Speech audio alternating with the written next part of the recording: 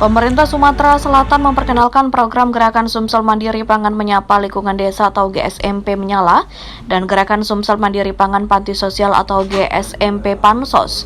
Kedua program ini merupakan langkah perluasan dan penguatan dari program GSMP yang sudah sukses dicanangkan sejak 2021.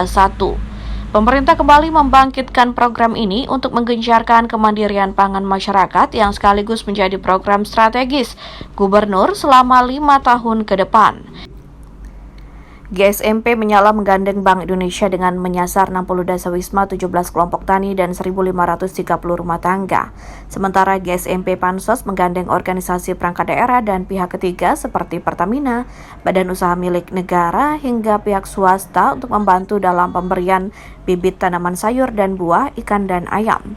Gubernur Sumatera Selatan Herman Deru pada Selasa 8 Juli menyebut indikator keberhasilan program ini salah satunya dengan terjaganya inflasi daerah. Dan nyatanya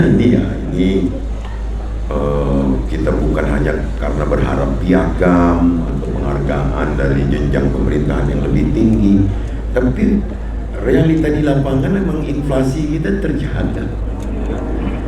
Bahwa kalau di Sumsel ini, kita nggak bisa klaim di daerah lain. Kalau di Sumsel itu penyebab inflasi untuk bahan-bahan pokok, khususnya kebutuhan sehari-hari, makanan. Sejak dicanangkan, program GSMP ini sudah menyasar sebanyak 26.948 rumah tangga miskin hingga 2023. Pada 2023 lalu, GSMP juga diterapkan di sekolah yang sudah menyasar 129 sekolah menengah atas yang tersebar di 17 kabupaten kota di Sumatera Selatan. Dari Palembang, Sumatera Selatan, Muhammad Reza Valevi, iNews melaporkan.